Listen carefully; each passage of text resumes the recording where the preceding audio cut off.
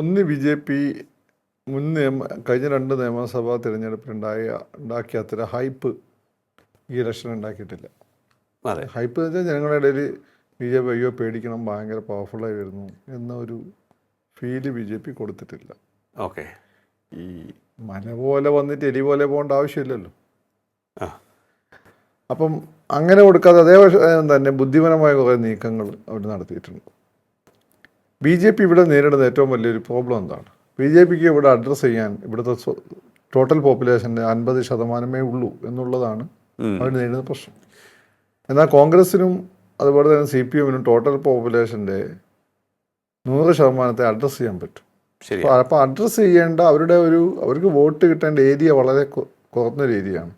അവിടെ തന്നെ മറ്റുള്ളവർക്ക് വലിയ ഉണ്ട്, വോട്ട് ബാങ്കും ഉണ്ട്. ഇതാണ് ഇവർ നേരിടുന്ന ഏറ്റവും വലിയ പ്രശ്നം. ആസ്കിംഗ് റേറ്റ് വളരെ ഹൈ ആണ്. കുറഞ്ഞ ബോളുകളിൽ കൂടുതൽ റൺസ് നേടണം. കുറഞ്ഞ ബോളുകളിൽ സ്ട്രൈക്ക് റേറ്റ് വളരെ ഹൈ ആയിരിക്കണം. അപ്പോൾ കുറഞ്ഞ ബോളിൽ അവർക്ക് കൂടുതൽ റൺ നേടണം. ഇതെങ്ങനെ മറികടക്കാമെന്ന് വെച്ചാൽ ഒന്ന് ഉള്ള ഹിന്ദു വോട്ടുകളെ കൺസോൾട്ടേറ്റ് ചെയ്യാം. അത് അവർ ഇത്രയും കാലം ശ്രമിച്ചതാണ്. ഓക്കെ, അത് ഇവരുടെ എല്ലാ ജനറൽ സെക്രട്ടറിമാരുടെ പരമാവധി ഹിന്ദു വോട്ടുകൾ കൺസോൾട്ടേറ്റ് ചെയ്യാൻ അവർ ശ്രമിച്ചതാണ്. അത് മുരളീധരൻ്റെയൊക്കെ സമയത്ത് ഏതാണ്ട് അതിൻ്റെ പീക്കിലെത്തുകയും ചെയ്തു. അങ്ങനെയാണ് നേമത്തൊരു സീറ്റ് കിട്ടുന്നത്. പിന്നെ സുരേഷ് ഗോപിയുടെ വേറൊരു തരത്തിലുള്ള വിജയമാണ്. ബി ജെ പിയുടെ മാത്രം വിജയമല്ല, ബി ജെ പിയുടെ വിജയമാണ്, പ്ലസ് സുരേഷ് ഗോപിയുടെ വിജയം കൂടിയാണ്. അപ്പം ഇനി അങ്ങോട്ട് ബി ജെ പിക്ക് വോട്ട്, ഈ ഹിന്ദു കമ്മ്യൂണിറ്റിന് വോട്ട് കിട്ടണമെങ്കിൽ ബി ജെ പി ഇവിടെ ജയസാധ്യതയുള്ളൊരു മുന്നണിയാണെന്നുള്ള ഫീൽ ഉണ്ടാവണം. അപ്പോൾ ഇതുവരെ വിജയേട്ടനും സതീശേട്ടനും ഒക്കെ ജയ് വിളിച്ചവർ പലരും അവരെ തള്ളിപ്പറഞ്ഞ് രാജീവേട്ടൻ്റെ കൂടെ പോകും. അതാണ് മലയാളിയുടെ സ്വഭാവം. ഒരുപാടെണ്ണത്തിനെ കണ്ടിട്ടുണ്ട്. വിജയം വരുമ്പോൾ സ്വഭാവം മാറും. പിണറായിനെ ഭയങ്കര തെറി പറഞ്ഞവരൊക്കെ 2014 അയ്യോ വിജയേട്ടെ, ഞാൻ ചെയ്തു വിജയേട്ടൻ പിണറായി വിജയേട്ടൻ എന്ന് പറഞ്ഞ് ഞാൻ കണ്ടിട്ടുണ്ട്. അപ്പോൾ അങ്ങനെ ഒരു സംഭവം.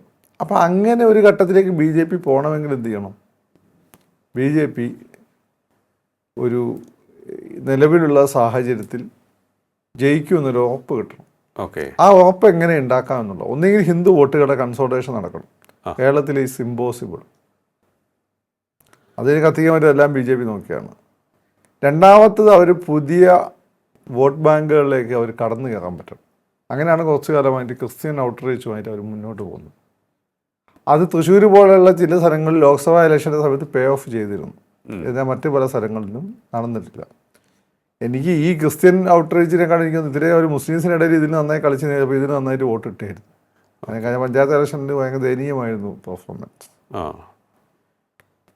പിന്നെ 2 മുസ്ലിംസിനിടയിൽ ഒരു മാറ്റം കൊണ്ടുവരാനുള്ള ഒരു ശ്രമം വേണം. അതായത് വോട്ട് ബാങ്ക് വൈഡറാക്കുക എന്നുള്ള. അങ്ങനെ ആകുമ്പോൾ ജയസാധ്യത കൂടുമെന്ന് നോക്കുമ്പോൾ ഹിന്ദു വോട്ടുകളിൽ ഹിന്ദു വോട്ട് ബാങ്കിൽ അവരുടെ സ്ട്രൈക്കിംഗ് റേറ്റ് മെച്ചപ്പെടും. ഓക്കെ, ഇതാണ് അവിടെ സംഭവിക്കേണ്ട ഒരു കാര്യം.